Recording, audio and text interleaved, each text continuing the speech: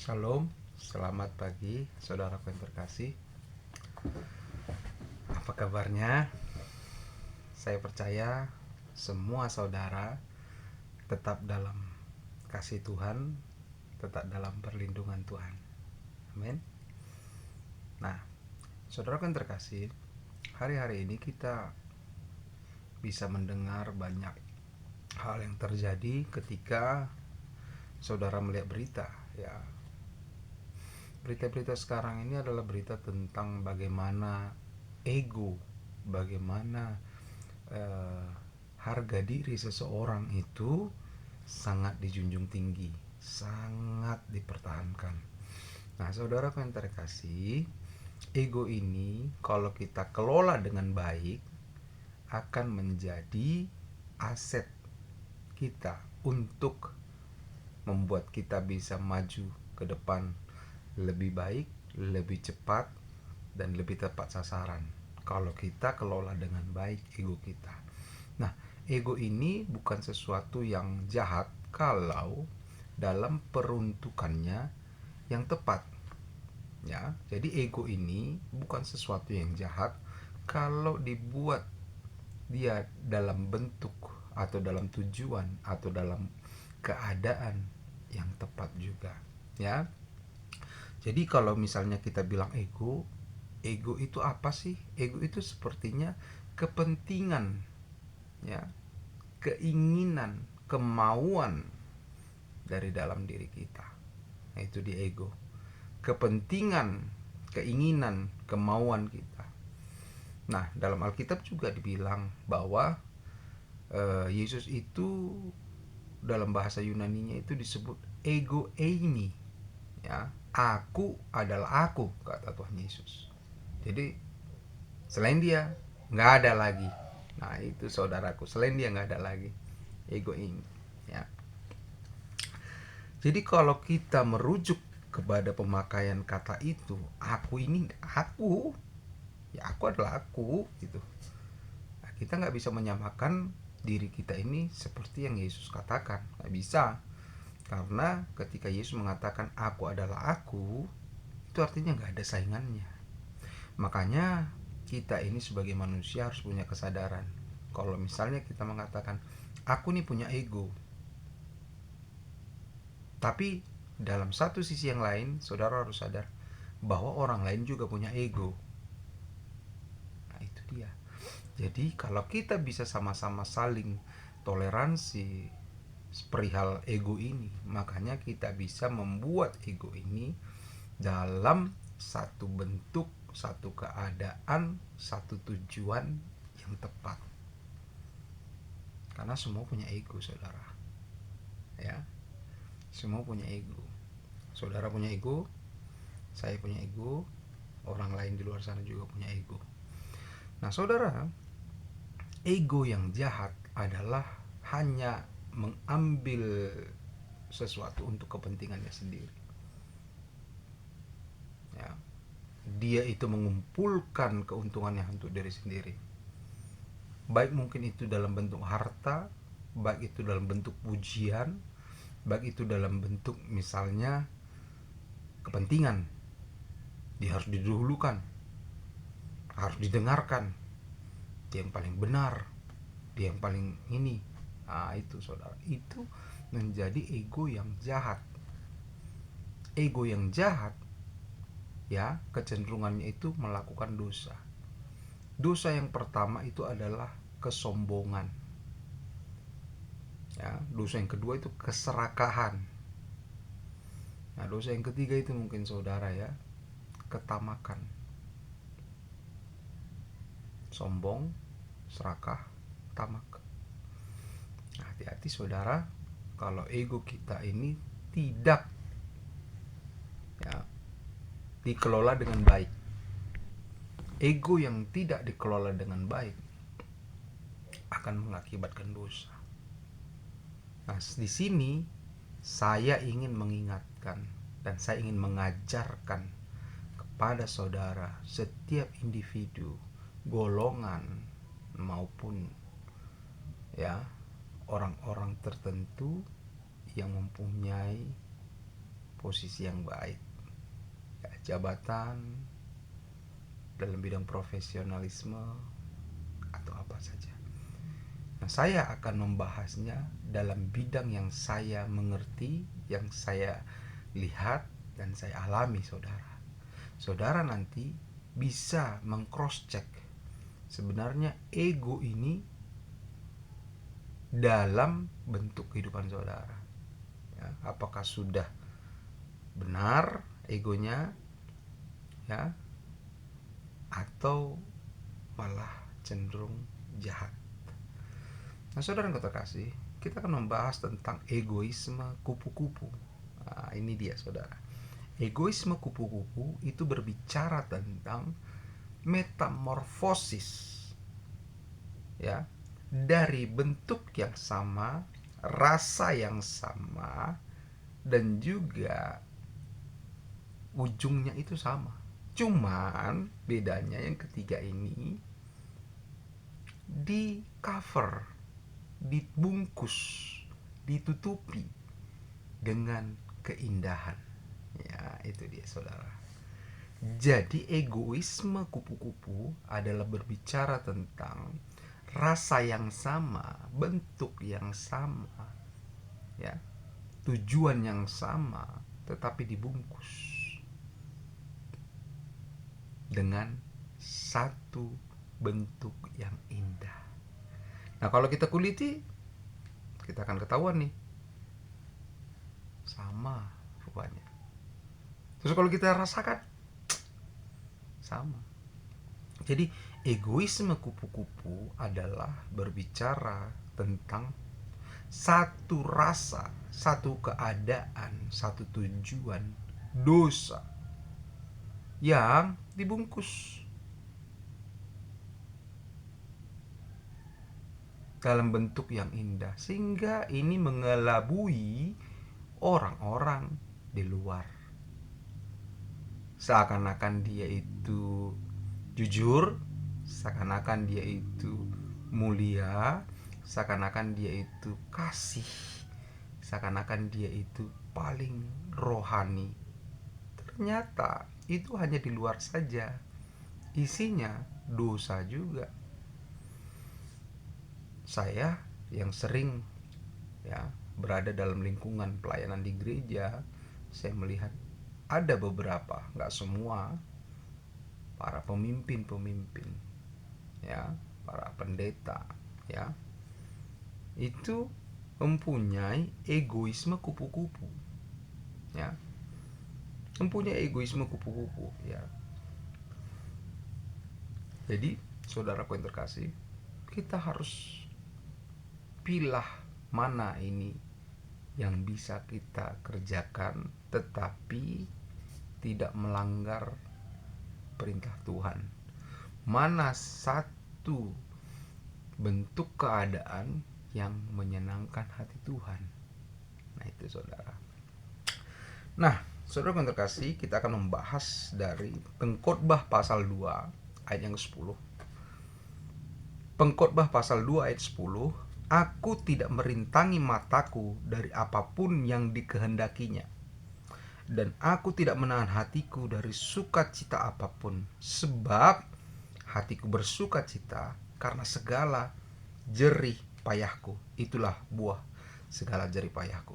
Nah, ingat saudara, pengkhotbah ini banyak berbicara tentang kesia-siaan. Mau kau usaha begini, mau kau hidupnya begini, mau kau nanti lakukan begitu, itu semuanya sia-sia. Yang gak sia-sia apa? Melakukan kehendak Tuhan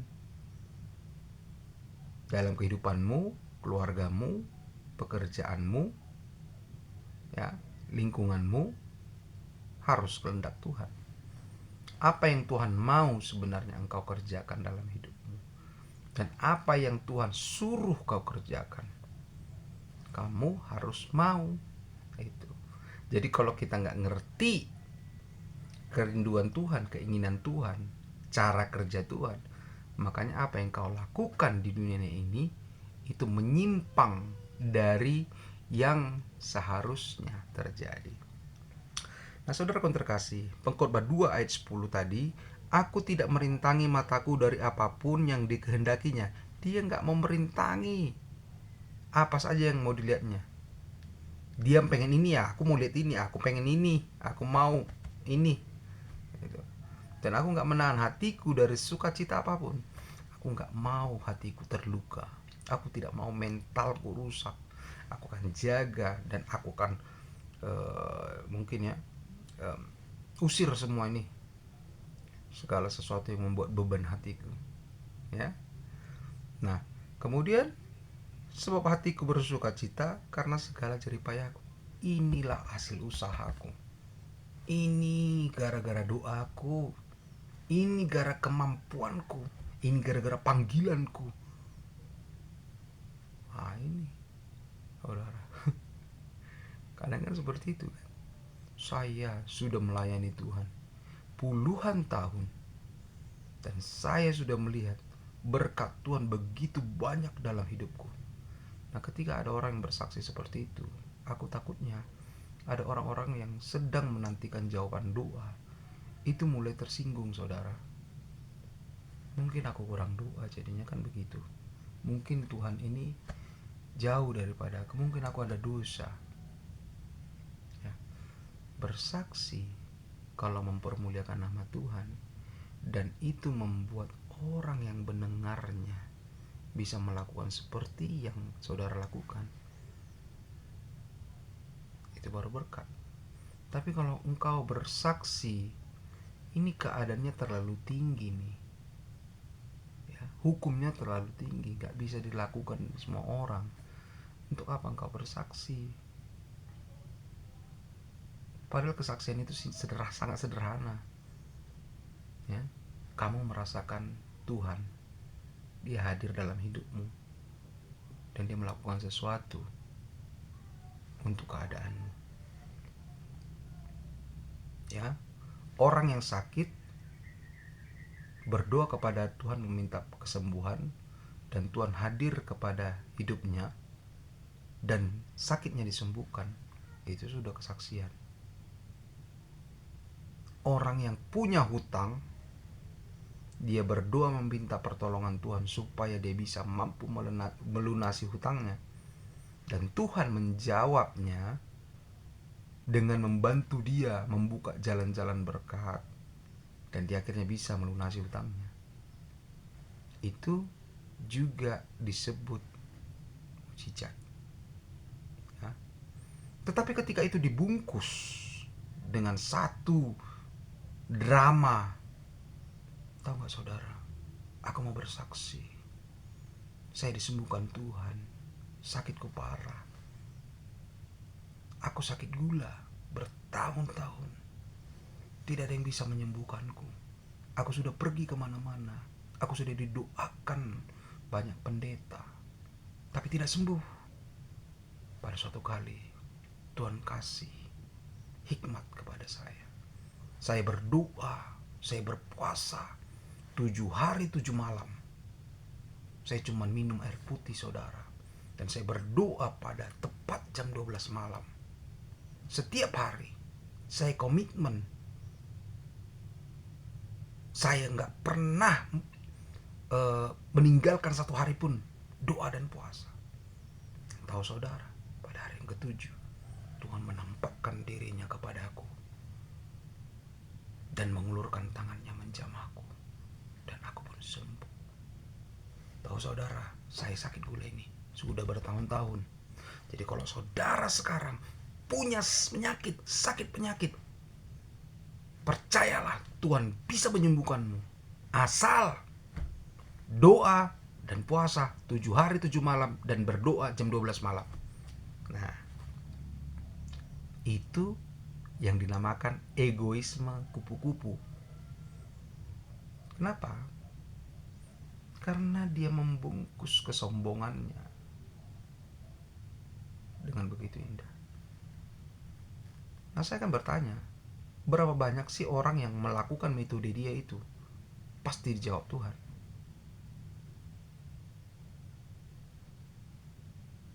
Apakah bisa 10 orang yang melakukan itu dan 10-10-nya disembuhkan? Aku bilang belum tentu. Rasul Paulus contohnya, kurang berdoa apa dia? Kurang berbahasa roh apa dia? Alkitab mengatakan ada duri dalam dagingnya. Kita nggak tahu duri ini apa, apakah penyakit, apakah satu keadaan yang dia tolak jangan terjadi, yang menekan hidupnya, yang membatasi hidupnya. Tapi Tuhan nggak ngambil itu.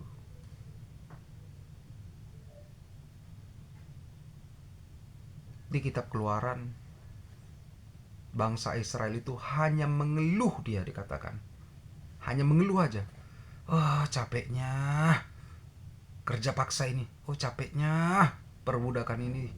Ya Tuhan, kapan ini selesai? Kapanlah Mesias itu turun?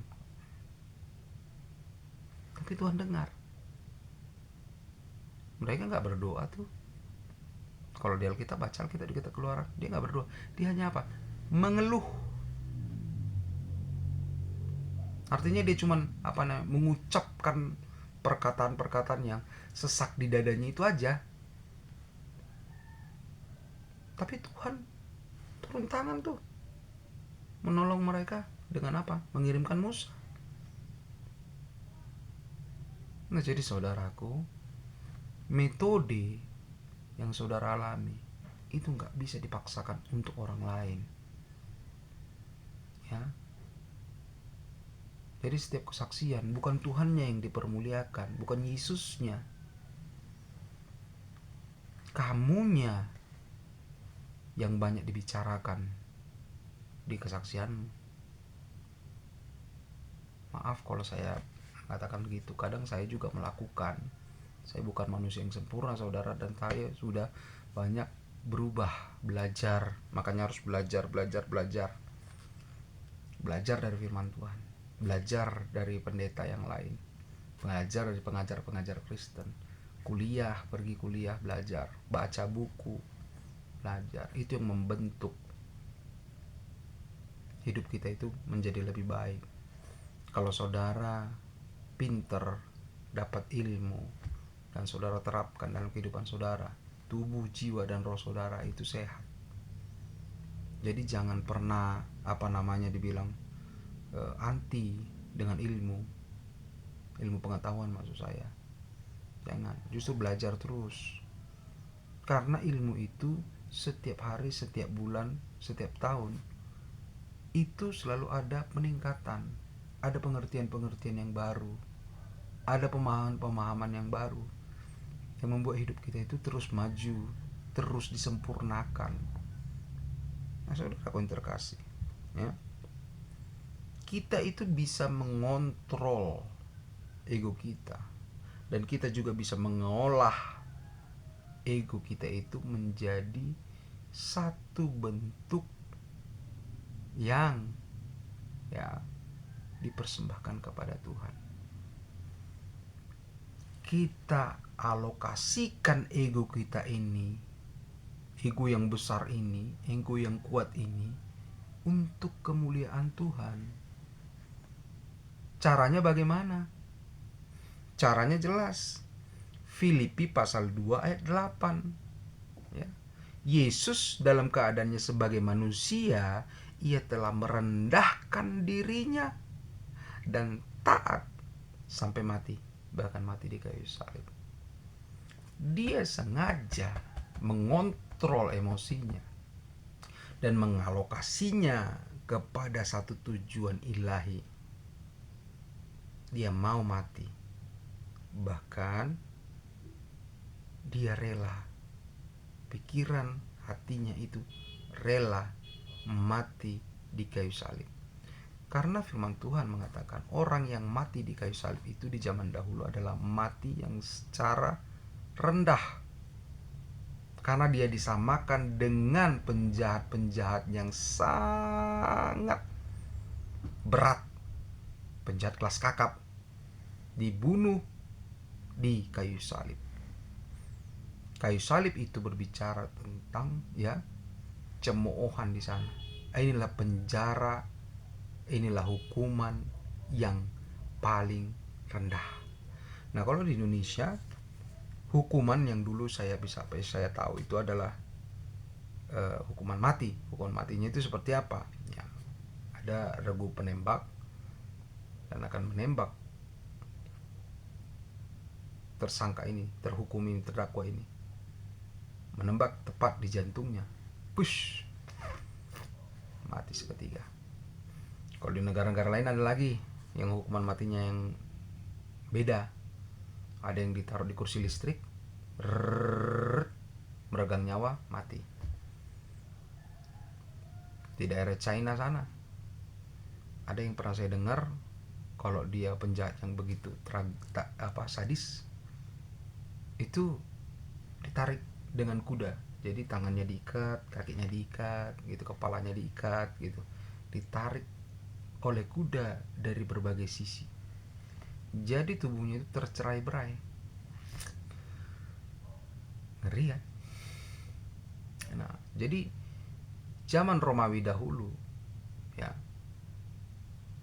hukuman mati bagi penjahat yang kasusnya berat itu disalibkan.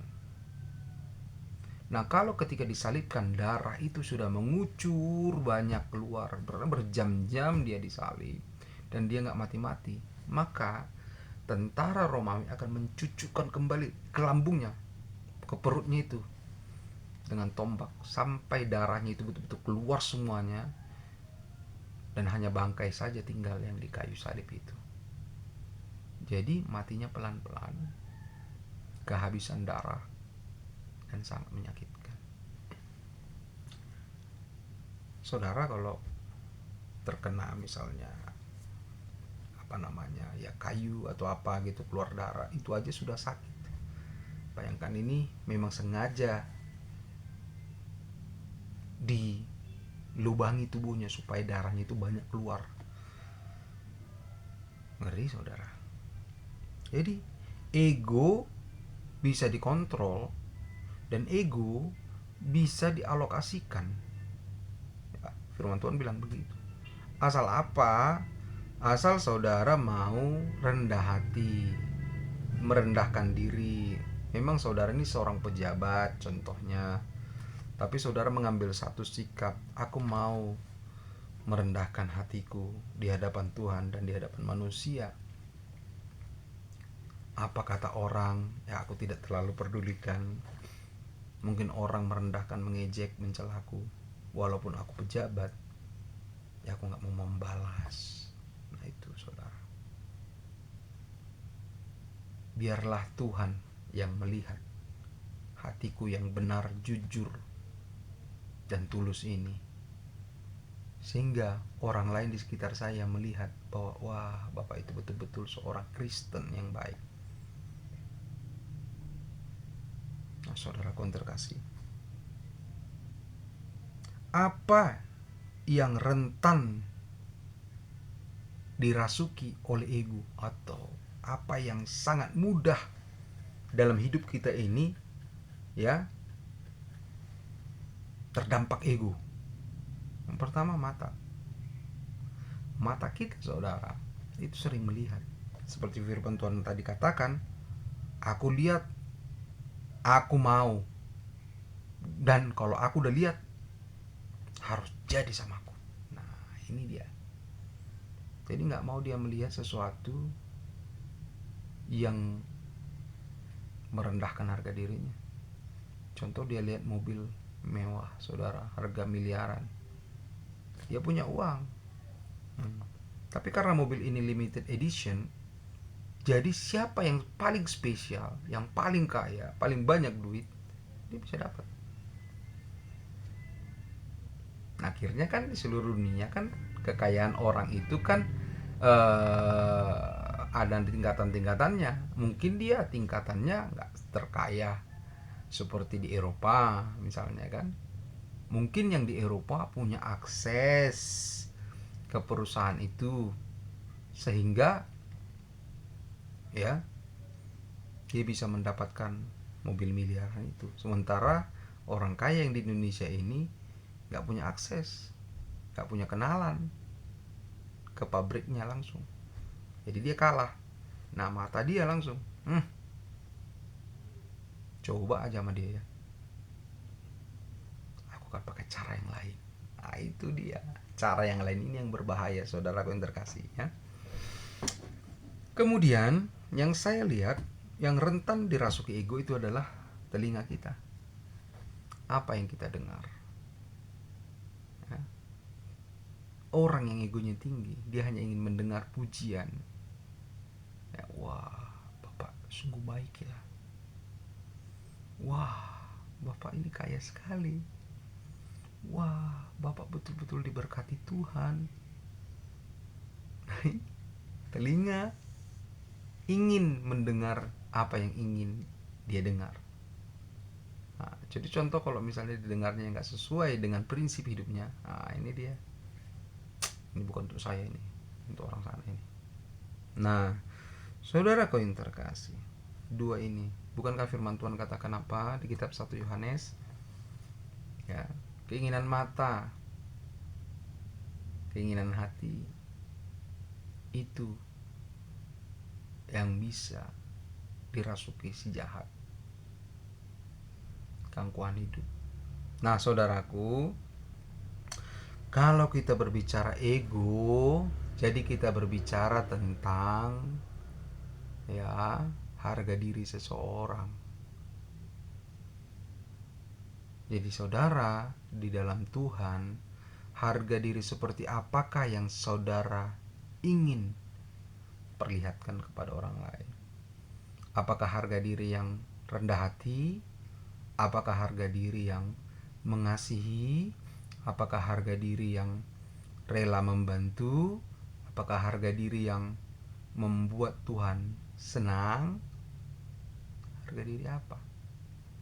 Dan saya percaya saudara mampu untuk menjadi orang yang disempurnakan dari hari ke hari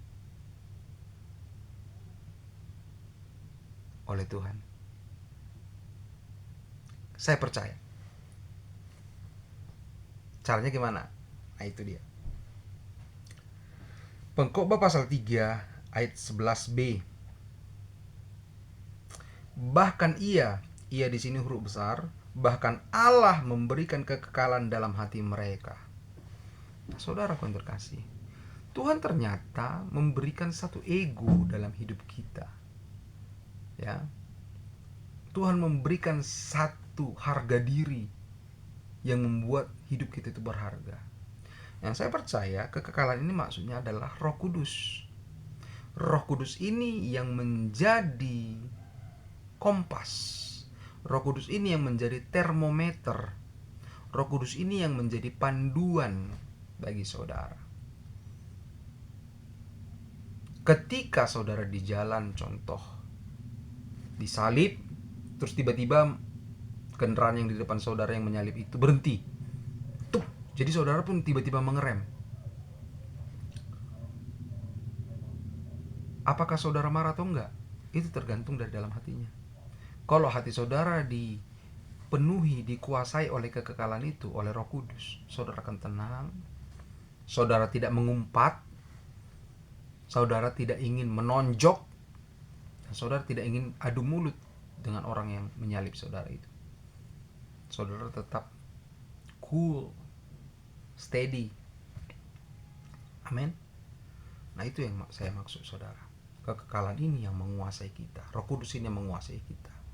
Kita bergantung kepada Roh Kudus ini.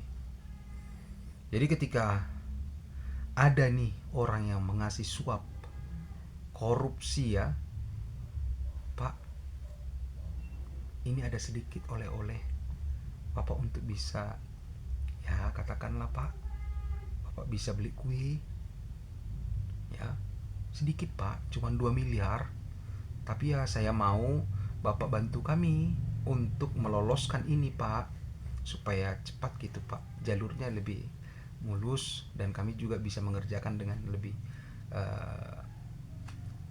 cepat.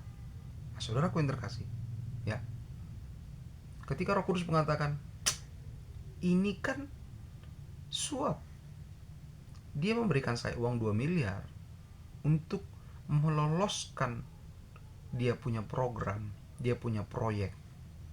Padahal proyeknya ini belum diuji dengan sebaik mungkin. Apakah ini merugikan? Apakah ini berdampak pada lingkungan? Belum.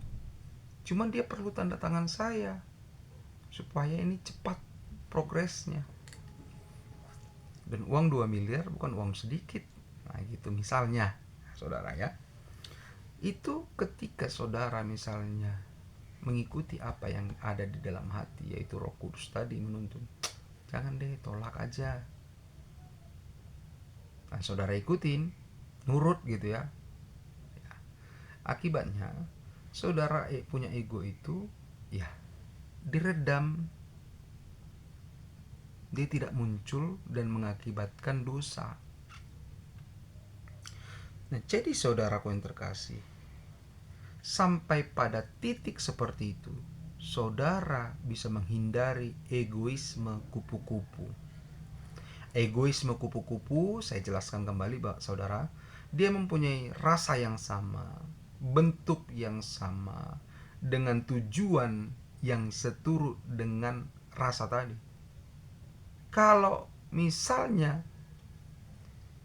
yang terdampak egoisme kupu-kupu ini adalah memang dia orangnya serakah, orangnya tamak, orangnya sombong, dibungkus dengan jubah agama, maka orang lain melihat, wah perfect sekali ini orang. Padahal dia itu sebenarnya ulat, pendosa, kelakuannya dosa juga. Nah, kalau dalam sisi ya agama yang sering terjadi yang saya lihat adalah melencengnya cara hidup para pelayan Tuhan.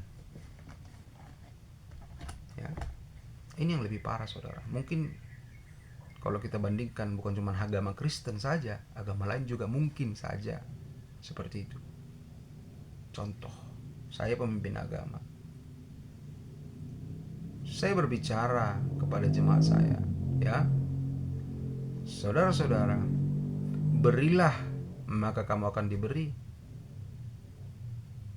Berkatilah pekerjaan rumah Tuhan ini. Engkau sudah diberkati, maka engkau harus juga bisa menjadi berkat bagi rumah Tuhan. Persembahkanlah yang terbaik. Kita ini mau membeli sebidang tanah untuk dijadikan rumah Tuhan. Bagus gak, saudara? Semuanya berbicara tentang tujuan mulia, pelayanan, pekerjaan Tuhan, rumah Tuhan. Jadi semua jemaat tiba-tiba tergerak hatinya, oh ini untuk Tuhan. Ada yang mengasih uang puluhan juta, ada yang mengasih belasan juta, ada yang mengasih ratusan ribu untuk bisa membeli sebidang tanah. Dan ketikanya uangnya cukup, tanah itu dibeli, kemudian tanah itu malah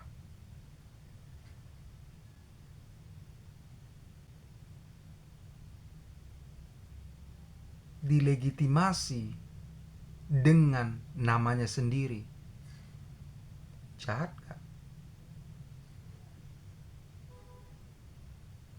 Kalau memang itu dana atau uang itu dari jemaat, artinya kan itu sosial. Nggak boleh atas nama pribadimu. Sejak kapan kau minta uang kepada orang dengan alasan yang mulia sekali untuk pekerjaan pelayanan Tuhan, tapi namamu, hak atas tanah itu atas namamu, bukan hak atas nama Tuhan? Ide dari mana? Ide dari mana itu?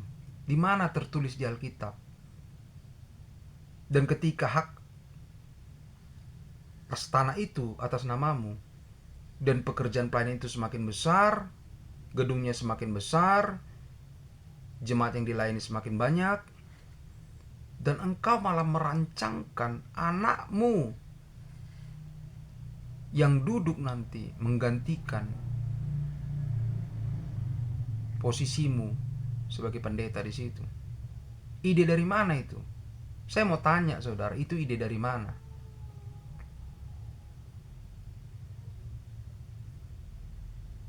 Nah, ini egoisme kupu-kupu tadi. Engkau merasa ketika engkau sudah berhasil dalam pelayanan, membangun gedung, ya, menjangkau jiwa-jiwa lebih banyak, engkau merasa itu jerih payahmu, susah payahmu, itu doamu yang dijawab Tuhan bertahun-tahun, dan engkau layak untuk menikmatinya dan menyerahkannya kepada keluargamu sendiri.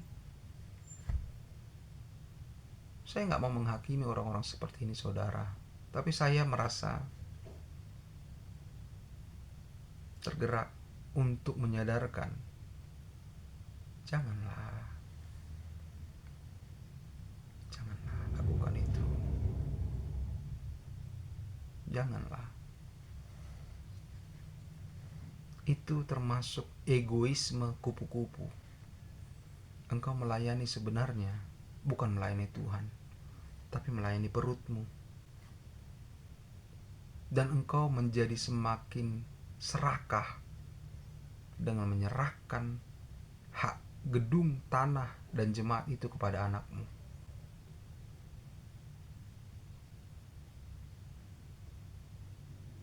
Padahal engkau dulu itu sebagai pendeta miskin yang susah, engkau cuman punya, ya, beban hati, panggilan Tuhan. Tuhan memanggilku untuk melayani. Dan kemudian ketika engkau tua, engkau mau mati, engkau malah memanggil anakmu untuk meneruskan pekerjaan pelayananmu. Anakmu, kita nggak tahu apakah dia dipanggil atau enggak. Kalau dipanggil Tuhan yang luar biasa. Tapi kalau nggak dipanggil, artinya kamu itu sudah duniawi, kedagingan. Ide dari mana saudara? Coba lihat di Alkitab, Yesus, dia punya saudara, kenapa nggak diserahkannya aja? Murid-muridnya itu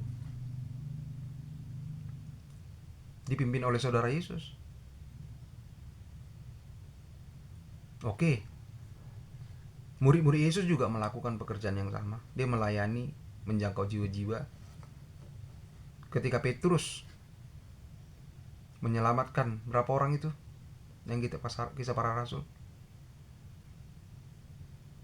kenapa nggak anaknya si Petrus yang menjadi pemimpin agama setelah si Petrusnya mati?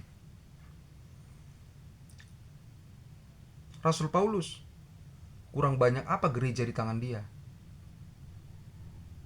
Kenapa nggak keluarganya disuruhnya untuk melayani di gereja-gereja itu? Kenapa saudara? Kenapa harus Timotius? Siapa sih Timotius?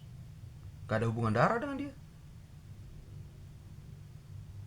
Tapi Timotius disuruh untuk menjadi gembala atas gereja yang dibuka dia. Saudara, ini di zaman sekarang banyak melenceng firman Tuhan. Kau mengumpulkan uang dari jemaat, dari orang-orang Kristen yang tulus, dan engkau mengambilnya untuk menjadi bagian milikmu. Dan yang lebih parah, engkau malah mempersiapkan itu bukan untuk kemuliaan Tuhan, malah mempersiapkan untuk kemuliaan keluargamu.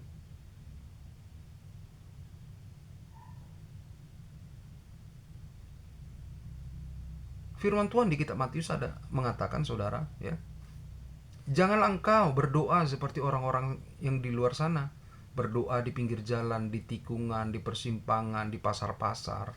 Kenapa? Jangan berdoa seperti itu. Karena ketika engkau berdoa seperti itu, engkau sudah mendapatkan upahnya. Orang mengagumimu, orang melihat engkau sebagai sosok yang rohani, orang yang suci, kudus. Kau gak akan mendapatkan harta lagi di surga. Nah, seperti ini, engkau memulainya dengan keadaan miskin, susah, dan hanya bersandar pada panggilan. Engkau merasa terpanggil oleh Tuhan, dan Tuhan memberkatimu dengan luar biasa. Lalu kamu bukan memberikan itu menjadi kemuliaan bagi Tuhan, malah untuk kemuliaan keluargamu. Tobat, sadar. Kasihan sekali jemaat Tuhan di akhir-akhir zaman ini. Ya, kasihan sekali.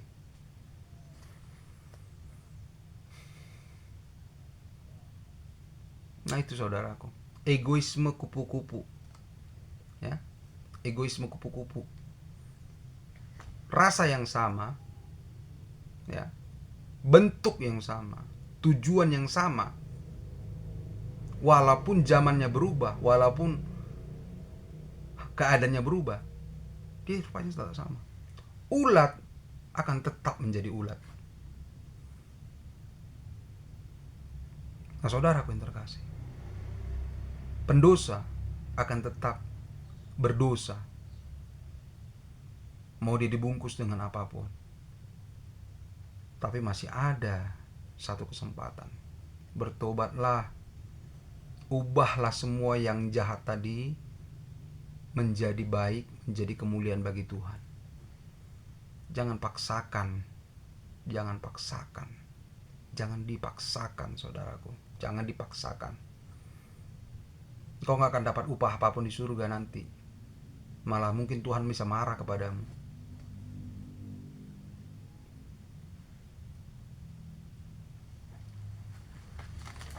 Nah saudaraku yang terkasih, ya, ada satu kisah. Nah kisah ini sampai diangkat ke dalam satu film, ya, di bioskop itu bisa kita tonton, ya. Nama filmnya itu Catch Me If You Can.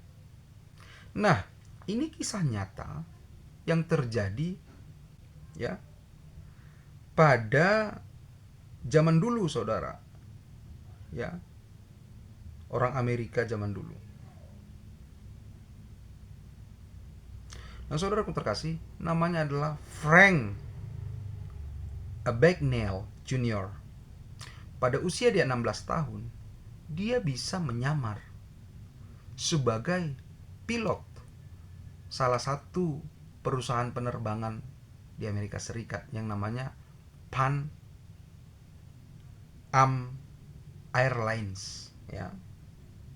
Jadi tujuannya apa saudara? Dia menyamar itu jadi pilot supaya dia bisa terbang keliling dunia dengan gratis, nggak bayar. Jadi ketika ada orang mentes dia, betul nggak kamu yang pilot? Betul. Ternyata dia sudah belajar saudara, bagaimana menerbangkan pesawat secara otomatis. Jadi ketika dia pegang setir, dia rupanya membuat, ya, penerbangan secara otomatis, bukan manual. Jadi pesawat itu memang bisa terbang. Dan ketika ada sesuatu hal yang gagal, dia cuma bilang, aduh aku begini. Dia ngeles. Tetapi kenapa orang bisa percaya kepada dia? Karena dia mempunyai pakaian, dia mempunyai kebiasaan, dan dia tahu rute-rute Pan Am Airlines itu, ya. Dia sudah pelajari, dia sudah telepon ke perusahaan tersebut dengan berpura-pura, ya, dia ini adalah seorang pelajar yang membuat satu tugas sekolah tentang kehidupan pilot. Jadi dia punya informasi yang begitu banyak, lengkap, sehingga dia menjadi penipu ulung. Penyamarannya enggak disadarin orang. Tahu nggak saudara kenapa begitu? Ketika dia memakai baju pilot, menyandang tas pilot itu, orang akan lebih percaya, lebih menghargai seragamnya. Kenapa? Karena sudah dilihatnya dengan model dan gaya pilot. Jadi kalau orang sudah berani memakai pakaian seperti itu, artinya dia memang seorang pilot. Orang akan melihat, wah ya dia memang pilot. Tengoklah gayanya seperti pilot. Dia bisa terbang keliling dunia saudara dengan gratis. Dan kemudian dia bosan menjadi pilot. Dia menyamar juga menjadi dokter. Dia sudah belajar juga. Dan kemudian dia menyamar juga menjadi pengacara. Dia sudah belajar juga menjadi pengacara dan dia berhasil. Dan tidak hanya itu menyamar, saudara. Dia malah mulai mencetak, ya. Dia mulai mencetak cek palsu. Selembar kertas yang diisi sejumlah besar uang, dan kemudian dia klaim ke bank, dan bank menghasilkan uang itu, menyerahkan uang itu kepada dia. Akibatnya bank di Inggris itu rugi jutaan pound sterling.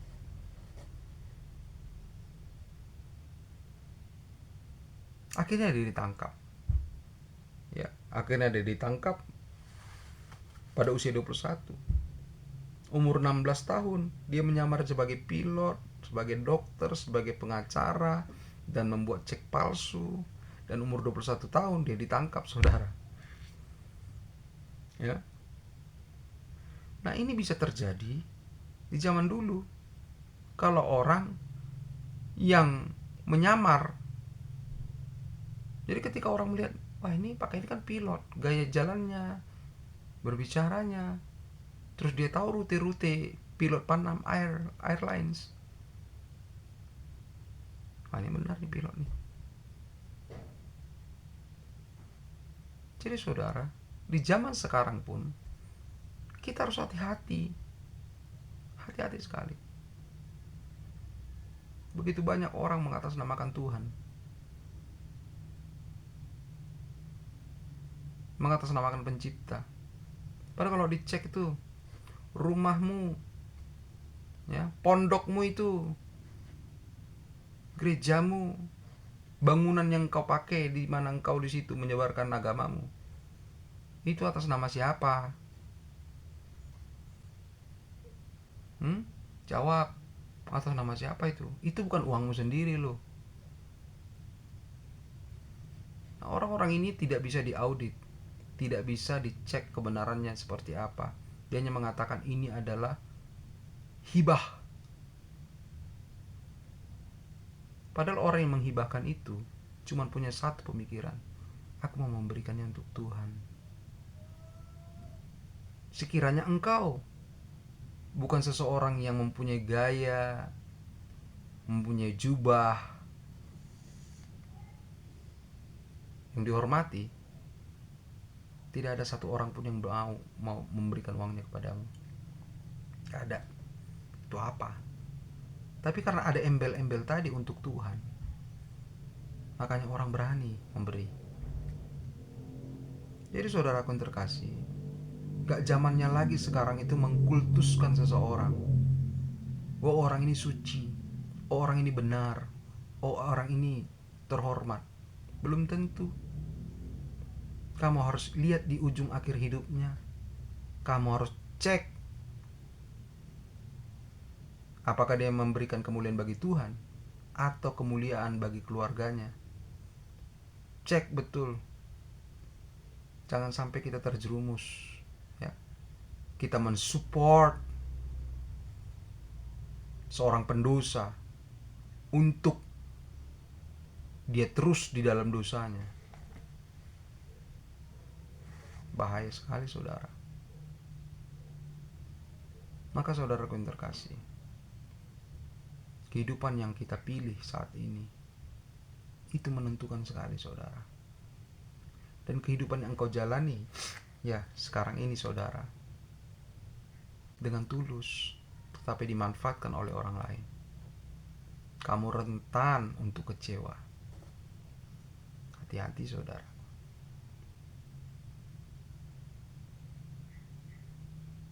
Ya, hati-hati.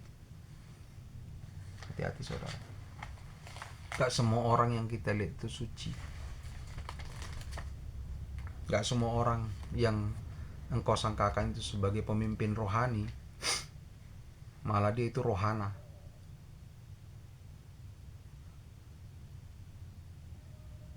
Saya menghargai mereka yang berjuang di jalur yang rohani, saudara, yang melayani. Saya juga melayani Tuhan. Sampai hari ini saya terus belajar. Ya, ada jatuh bangun.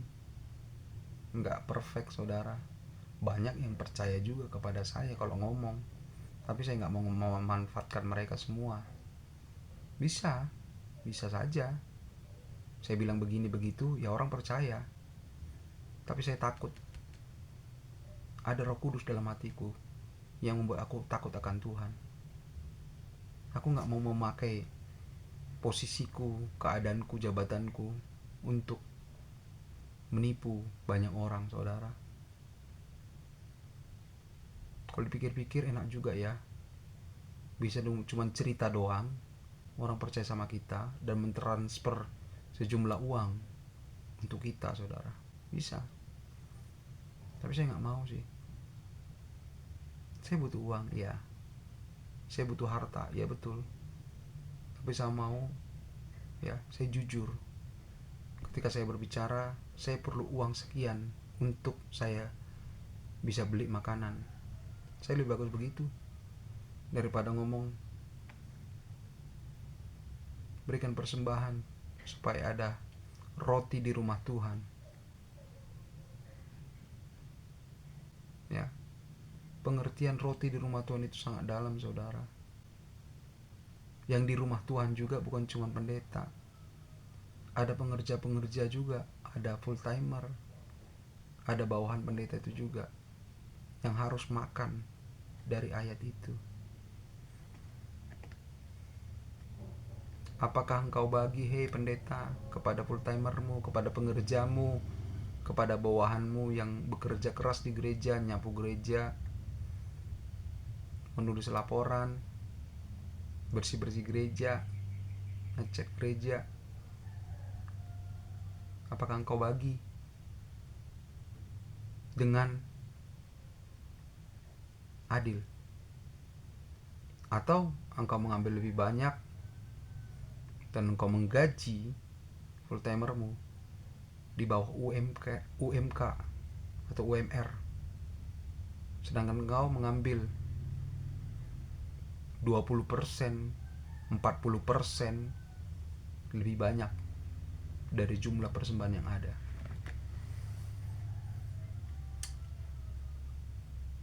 Ngeri memang, saudara. Tapi ini untuk sebagai pengingat. Saya nggak mau juga ujuk-ujuk dipakai iblis untuk menjelekkan gereja. Enggak, saya nggak mau. Jauh lah itu ya Tuhan dari hadapanku, dari perilakuku. Aku nggak mau juga menjatuhkan harkat dan martabat gereja. Gereja itu sakral, gereja itu institusi spiritual, artinya ada roh di sana yang bekerja. Dan saya hanya melihat diri saya sebagai orang yang disuruh, dituntun roh, suruh Tuhan untuk mengingatkan, hei hamba-hambaku, tinggalkan kedagingan itu, tinggalkan cara hidup yang tidak sesuai firman Tuhan, tinggalkan. Mungkin dengan kita sadar, kita bilang, ya Tuhan aku berdosa, aku minta ampun, aku mau berbalik dari jalanku yang jahat, dan Tuhan akan memberikan belas kasihannya kepadamu dan memberkati kehidupanmu kembali. Amin. Saudara, saya tidak mengatakan ini hanya untuk memojokkan pribadi tertentu yang mengumpulkan persembahan untuk membeli tanah gereja dan membuat hak atas tanah itu dengan nama pribadinya dan menyerahkan tanah itu untuk diwariskan kepada anak-anak kandungnya. Aku gak mau memojokkan orang itu, tapi aku mau menyadarkan engkau, Yesus tidak melakukan itu. Murid-murid Yesus pun tidak melakukan itu. Bahkan Rasul Paulus pun tidak melakukan itu. Jadi kamu itu meniru siapa? Sadar, bertobat, biar ada upahmu di surga. Rasul Paulus dalam kitab Filipi 3 ayat 7 sampai 8 mengatakan bahwa segala kegagahannya di zaman dahulu itu dianggap sampah Paulus mampu meredam egonya. Dia bisa mengelola egonya untuk kemuliaan Tuhan. Aku ini seorang yang taat hukum Taurat. Aku pengajar hukum Taurat. Dan aku sudah melakukan lebih banyak pekerjaan Tuhan dibandingkan murid-murid Tuhan Yesus sendiri. Tapi aku anggap itu semua sampah.